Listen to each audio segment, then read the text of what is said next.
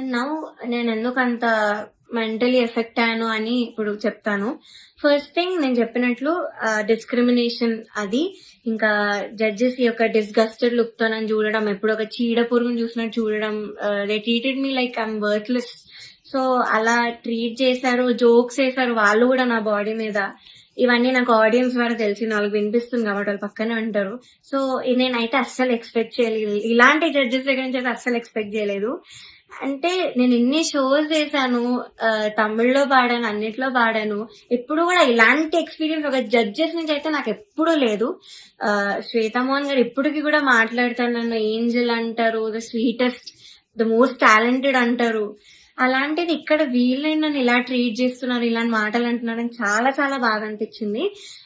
And second thing, production వాళ్ళు especially outfits విషయంలో మమ్మల్ని బొడ్డు కిందకి కట్టుకో, సారీస్ ఇచ్చి కిందకి కట్టుకో, ఇలా ఎక్స్పోజింగ్ చేయన్న వేలో చెప్పారు. చాలాసార్లు తిప్పేవాళ్ళు నన్ను ఎస్పెషల్లీ కరెక్ట్ పాడే ముందు. అంటే ఎగ్జాస్ట్ అయిపోయాను ఆ టైంకి, అయినా కూడా ఐ గేవ్ మై బెస్ట్, అది వేరే విషయం. అండ్ ఇలా బాడీ షేమింగ్, ఆ కాస్ట్యూమ్ డిజైన్ అయితే నా ఫేస్ మీద అన్నాడు, ఇలాంటి బాడీకి నేను ఇంకేం ఇవ్వగలను అన్న మాట అన్నాడు. ఏమో ఐ వాజ్ వెరీ వెరీ చాలా చాలా ఎఫెక్ట్ అయినాను మెంటలీ ఈ విషయంతో మాత్రం. సెల్ఫ్ ఎస్టీమ్ గానీ కాన్ఫిడెన్స్ అంతా లేకుండా పోయింది వీళ్ళనే మాటల వల్ల. అండ్ మీరు ఒకటి గమనించుంటే ఎస్పీబీ సార్ ఉన్నప్పుడు మాత్రం ఇలాంటి కుళ్ళు జోకులు, కామెడీలు, డాన్సులు చేయడం మాత్రం ఎప్పుడూ కూడా లేదు. మీరు ఒక్కసారి అన్ని సీజన్స్ రివైండ్ చేసుకొని చూడండి, నా సీజన్ చూడండి 2017 లో. కానీ ఎప్పుడైతే జ్ఞాపిక ప్రొడక్షన్ అనేది వచ్చిందో అప్పటి నుంచి ఇవన్నీ స్టార్ట్ అయ్యాయి. So they the main reason ఈ పాటతీగా ఇలా అయిపోవడానికి కారణం వాళ్ళే. మమ్మల్ని ఇలా డాన్స్లు వేయమని, అదేవో కుళ్ళు జోకులు చెప్పమని. మీరు ముందు చూస్తారు, ఇప్పుడు ఎర్రని కురదని గోపాల్లో నేను చాలా డాన్స్ చేశాను, నెక్స్ట్ వచ్చే ఎపిసోడ్ లో కూడా డాన్స్ చేశాను, because I was forced to dance. So చేశాను. నేను ఇప్పటివరకు అయితే అంత డాన్స్ ఎప్పుడు చేయలేదు రియాలిటీ షోలో, కానీ చేశాను, మీరే చూస్తారు. అండ్ మాకు ట్రాన్స్పోర్ట్ లో ఒక కంటెంట్ మేనేజర్ మాత్రమే వచ్చేవాళ్ళు కార్లో, బికాజ్ మా ఇంటి పక్కన ఆయన కూడా ఉంటారు. సో సేమ్ వెహికల్ అయ్యేది. అండ్ ఆయన ఏం చెప్పేవాళ్ళంటే పర్ఫార్మెన్స్ చాలా ఇంపార్టెంట్, మీరు డల్ అప్పట్లో కాదు, మీరు అలా నించొని పాడితే ఎవరు చూడరు, అది అని ఆయన అన్నారు. And one more thing is, Janaki అమ్మ రౌండ్ జరిగింది. మీ అందరికీ తెలుసు నాకు జానకి అమ్మకు ఉన్న బాండింగ్, నా పోస్ట్ కూడా ఉంటుంది అక్కడ ఇన్స్టాగ్రామ్ లో.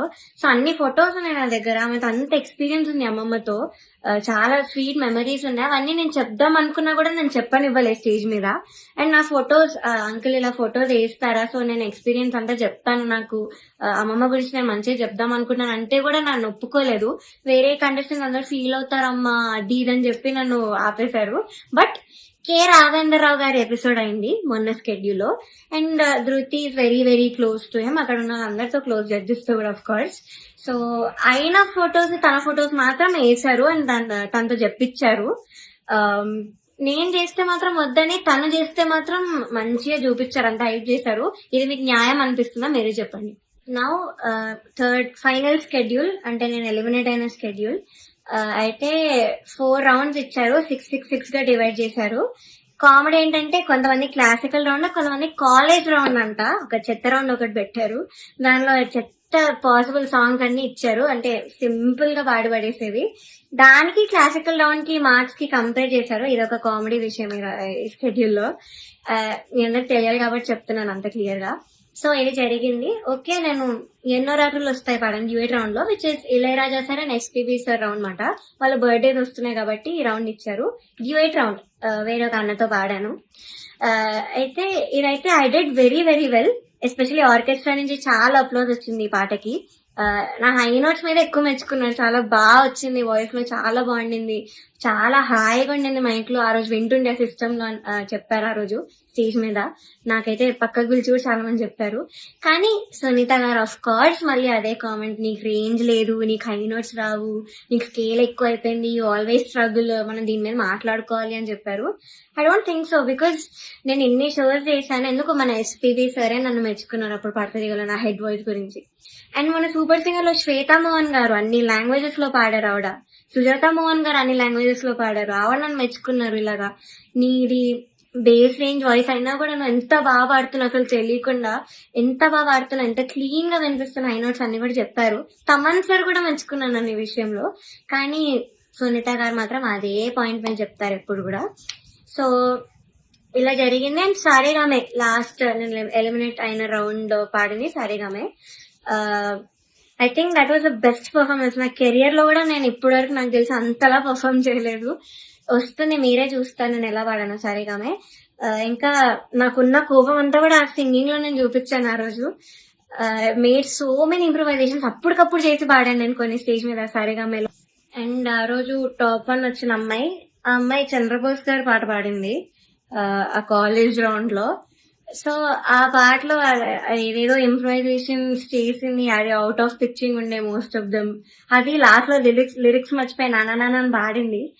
అది ఆయన కామెంట్స్ లో చెప్పకుండా అంతా అయిపోయాక అందరు క్లాప్స్ కొడుతుంటే పక్కన అనిల్ సార్ తో లిరిక్స్ మర్చిపోయింది అని అన్నాడా, నేను విన్నా, నేను అక్కడ అన్నా. అంటే బయటకు చెప్తున్నాడు కాబట్టి, కానీ కామెంట్స్ లో చెప్పట్లేదు, ఆ మార్క్స్ లో కూడా ఆయన చూపించట్లేదు.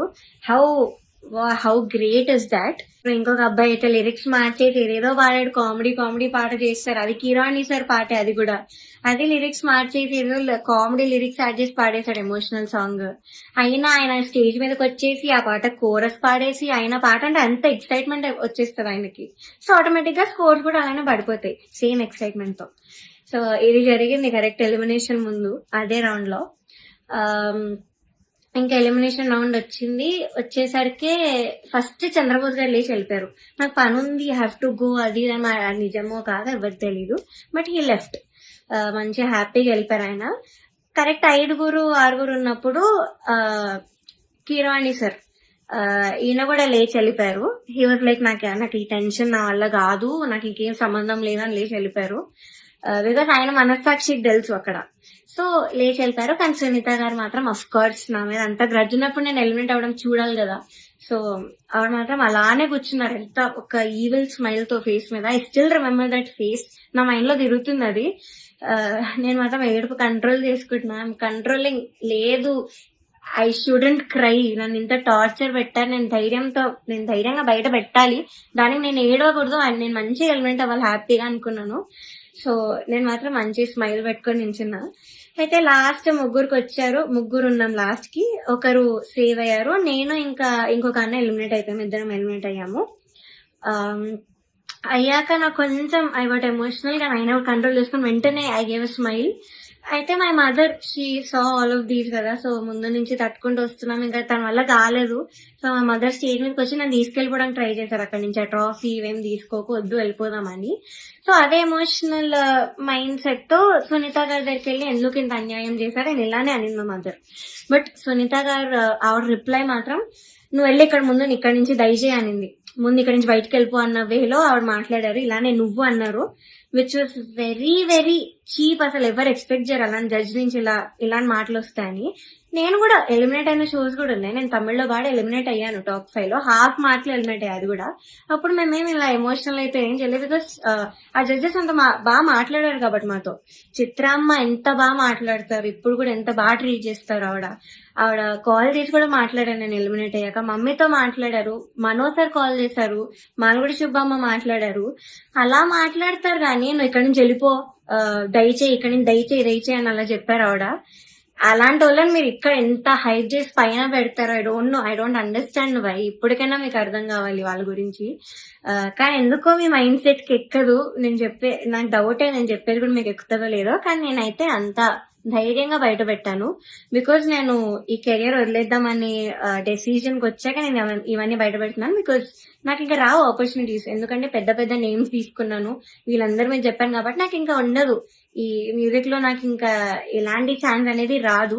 నేను డిసైడ్ అయ్యే ఇవన్నీ పెట్టాను. ఈ వీడియో చేయడానికి మెయిన్ రీజన్ వచ్చేసి, మీరు ఇదంతా చూసి ఇప్పటికైనా రియలైజ్ అయ్యి ఇలాంటి ఫ్రాడ్ షోస్ అన్ని కూడా చూడడం మానేసి, ఆ స్పాన్సర్స్ కూడా స్పాన్సర్ చేయడం మానేసి బ్యాన్ చేస్తారని ఒక హోప్ తో నేను చేశాను ఈ వీడియో. అండ్ నాలా చాలా మంది సఫర్ అయిన వాళ్ళు ఉన్నారు, కానీ ధైర్యం లేక కెరియర్ గురించి ఆలోచించి చాలా మంది మాట్లాడకుండా ఆగిపోయారు. నేను మాత్రం కెరియర్ వదిలేస్తున్నాను కాబట్టి ఇదంతా చెప్తున్నాను కెమెరా ముందు ధైర్యంగా. సో జడ్జెస్ మీరు ఆ సీట్ లో కూర్చున్నప్పుడు మీకు ఒక రెస్పాన్సిబిలిటీ ఉంది, జస్టిస్ చేసే ఒక రెస్పాన్సిబిలిటీ.